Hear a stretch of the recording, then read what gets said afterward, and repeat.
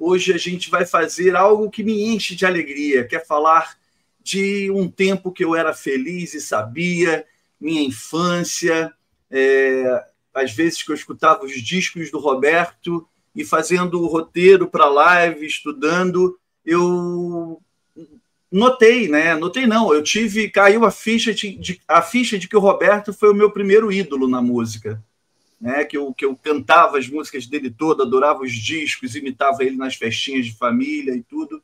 Então, é com imensa alegria que eu faço essa live hoje, dando essa volta no tempo, voltar à música brasileira, que eu tanto gosto, e falar de 5 discos que, para mim, né, você pode concordar ou discordar, mas, para mim, eles revelam o momento mais transformador da carreira do Roberto Carlos, e, para mim, são os 5 melhores discos dele. Adoro outros, mas esses 5, e eu quis fazer um número ali, tipo um top 5, né? Eu destaco eles. E para minha felicidade, quando eu convidei meus 2 queridos amigos, Gustavo e Alan, eles concordaram e também gostam muito desses 5. A gente até vai saber na live se são os 5 preferidos deles e se tem outros e tal. Mas aqui hoje comigo, Alan James e o Gustavo Montenegro, para a gente beber dessa fonte aí do Roberto Carlos, dessas obras. Vamos lembrar coisas, discutir a música, a paixão. Então já prepara o café, a cerveja, a nostalgia, porque a gente vai abrir o baú das nossas memórias, daquelas canções que atravessam gerações. Se você ama Roberto Carlos, está curioso ou acha que já ouviu tudo, vem com a gente, porque essa live é para celebrar, questionar, se emocionar. Então vamos nessa. Salve, Alan James, como você está, meu querido? Salve, querido. Boa noite a todos que estão assistindo aqui. Boa noite, Gustavão. E aí? Cara, assim, para mim, falar de Roberto é um negócio assim incrível, porque assim como você, o Roberto também foi o meu primeiro ídolo, né? Minha primeira lembrança de música é do Roberto Carlos, né? Ouvindo com meu pai. E primeiro CD que nós tivemos em casa, cara, eu lembro até hoje, a gente comprou meu pai comprou um aparelho da CCE, aqueles 3 em 1, né? E aí ele vinha com um disco de música clássica e meu pai comprou mais um. E aí ele comprou o disco de 71 do Roberto, que foi o primeiro que eu ouvi, é a primeira lembrança que eu tenho. E, cara, quando eu vi aquilo me impactou, sabe? Então, eu tinha 5 anos de idade, né? 5 para 6 anos de idade. E eu lembro que eu vi aquilo, eu nem sabia do que ele estava cantando, né? Era muito criança, então ele cantava já temas ali tão maduros, né? Ele já estava numa fase assim, que já tinha passado, vamos dizer, passado de era, né? Passado de fase, né? Então já era uma nova era da carreira dele, esse disco 71. E quando eu vi aquilo, eu fiquei tão encantado com a beleza daquelas músicas, né? Detalhes e tal, que, cara, automaticamente ele se tornou meu primeiro ídolo, um grande ídolo. E, enfim, a voz do Roberto para mim se tornou um sinal de algo reconfortante, né? E acabou que também sempre que eu vi o Roberto, né, mesmo antes de perder meu pai, eu me lembrava dele, né? Era como se eu estivesse ouvindo a voz do meu próprio pai, assim, vamos dizer assim. Então, eu tenho uma ligação emocional muito forte com ele, além da musical, né? Então, para mim, vai ser um prazer. Que bom, muito bom. Eu também tenho essa conexão com meu pai, com a minha tia, com a minha família de infância. Gustavo Montenegro, meu querido, seja muito bem-vindo a mais uma live aqui no canal Pitadas do Sal. Tudo bom?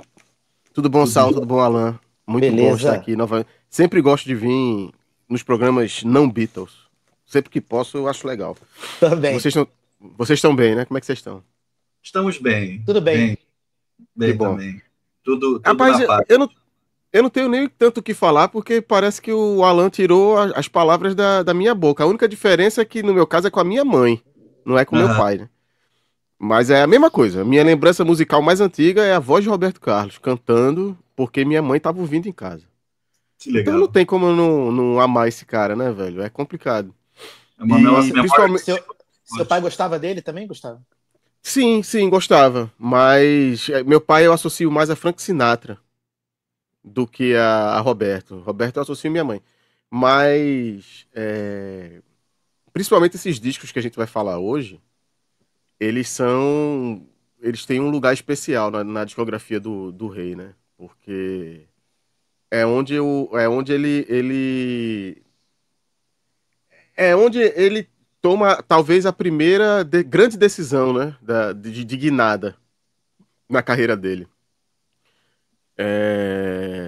E é dali que é onde nasce o Roberto Crooner, né? O Roberto cantor romântico e tudo, que, pô, é o que ele sabe fazer de melhor. Então falar disso pra mim assim, é um prazer. Vai ser lindo, então. Eu quero dar um salve aqui, uma boa noite para a galera do chat, aos membros, né, aos não membros também, mas membro temos aqui sempre presente a Carolzinha Squazzoni, ao Wilson Ortiz, ao Daniel Alves, mas também está chegando junto aqui o Francisco Espínola.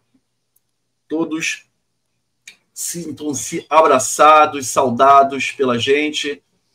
A Renapster está aqui também, o Jefferson Brito.